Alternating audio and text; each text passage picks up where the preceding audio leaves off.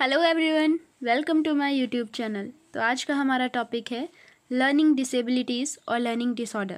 Disability यानी inability to do something, यानी किसी कार्य को ना कर पाना। मतलब हम कोई भी काम कर रहे हैं, उस काम को करने में हम कैसे हैं, असक्षम हैं, यानी हम उस काम को नहीं कर सकते। तो वो हमारी क्या आ जाएगी, डिसेबिलिटी आ जाएगी, यानी डिसऑर्डर आ जाएगा। तो लर्निंग डिसेबिलिटी का सिंपल मतलब है कि लर्निंग में डिसेबिलिटी आना, यानी लर्निंग अच्छे से ना कर पाना। सो फर्स्ट इज डिसलेक्सिया यानी रीडिंग डिसऑर्डर। इसमें बच्चा अच्छे से नहीं पढ़ पाता, रिवर्स इमेजिंग हो जाती है। जैसे वो बैट को टैप बोलेगा, पॉज को सा बोलेगा, न्यूक्लियर को अनक्लियर बोलेगा, पी को 9 बोलेगा। और ये जो है एक डेवलपमेंटल डिसऑर्डर होता है। इसमें बच्चा अच्छे तरीके से वर्बल मटेरियल को ऑर्गेनाइज नहीं कर पाता। नेक्स्ट आता है एलेक्सिया, यानी बच्चा वर्ड्स को अच्छे तरीके से नहीं पहचान पाता। ये कंडीशन किसी भी डैमेज के बाद, एक्सीडेंट के बाद या किसी भी ट्रॉमा के बाद आ सकती है।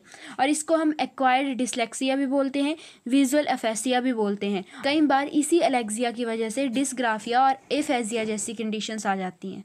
नेक्स्ट हमारे पास आता है डिस्ग्राफिया, यानी एक राइटिंग डिसऑर्डर। इसमें बच्चा जो है अच्छे से नहीं लिख पाता, उसकी राइटिंग बहुत ही ज़्यादा इलिजिबल राइटिंग होगी।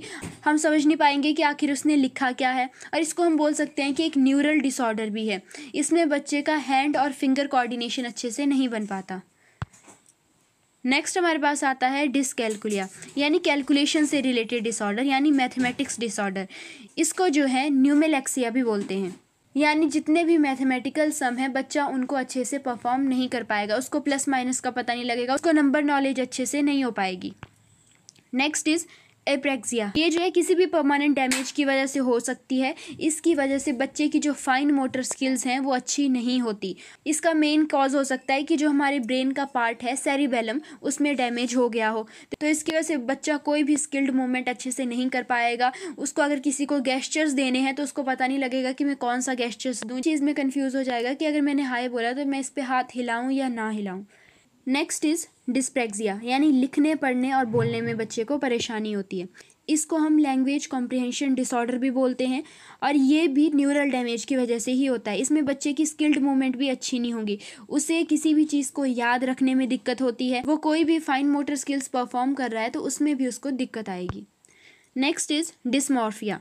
ये एक मॉर्फोलॉजिकल डिसऑर्डर है, या हम बोल सकते हैं एक दिमागी बीमारी है। इसकी वजह से जो बच्चे का अपना मॉर्फोलॉजिकल स्ट्रक्चर है, यानी जो उसकी बॉडी है, उसको वही बुरी लगना शुरू हो जाएगी। जैसे वो बार बार शीशा देखेगा, फिर वो सोचेगा कि कहीं मेरी नाक टेढ़ी तो नहीं होगी, मेरी एक आंख बड़ी हो गई, मेरी एक आंख छोटी होगी। इस तरह से बच्चे को अपनी ही मॉर्फोलॉजिकल स्ट्रक्चर से दिक्कत होना शुरू हो जाएगी। नेक्स्ट इज अफेजिया, यानी बच्चा अच्छे से कम्युनिकेट नहीं कर पाएगा। जैसे अगर आप उससे बात कर रहे हो तो वो आगे से क्या करेगा, रिस्पॉन्ड ही नहीं करेगा। वैसे ही जब अफेसिया बहुत ज़्यादा बढ़ जाता है तो हमारे पास कंडीशन आ जाती है डिस्फेजिया। इसमें जैसे अगर आप किसी बच्चे से बात भी कर रहे हो तो वो क्या करेगा, सुनेगा ही नहीं, वो आपको एकदम से इग्नोर कर देगा। Next is dysthymia. आपने कंडीशन सुनी होगी यूटोपिया, यानी सब कुछ ही अच्छा लगता है, जो मर्जी हो रहा है सब अच्छा लगेगा। वैसे ही एक और कंडीशन होती है डिस्थीमिया, यानी सब बुरा लगता है। जैसे आपके साथ कुछ अच्छा भी हो रहा है तो आप उसको भी क्या सोचोगे कि ये तो बुरा ही हो गया, ऐसा नहीं होना चाहिए था। मतलब ये एक काइंड का डिप्रेशन है। इसमें बच्चे का कॉन्फिडेंस पूरी तरह से ख़त्म हो जाता है, उसकी एनर्जी बहुत कम हो जाती है, वो एकदम से होपलेस हो जाता है कि ये चीज़ तो हो ही नहीं सकती। कुछ अच्छा भी हो रहा है तो भी उसको क्या लगेगा, बुरा ही लगेगा। Next is dystopia, that is thinking disorder, यानी बच्चे के दिमाग में बुरे बुरे ही विचार आएंगे। उसके दिमाग में हर टाइम यही चला रहेगा कि अगर ऐसा हो गया तो क्या होगा। मतलब वो गलत गलत चीज़ों के बारे में सोचेगा। जैसे कोई बच्चा अगर एरोप्लेन में बैठा है तो उसके दिमाग में यही चीज़ चलती रहेगी कि एरोप्लेन जो है ये क्रैश हो जाएगा। तो इस कंडीशन को हम बोलेंगे dystopia. That's all about today. Thank you.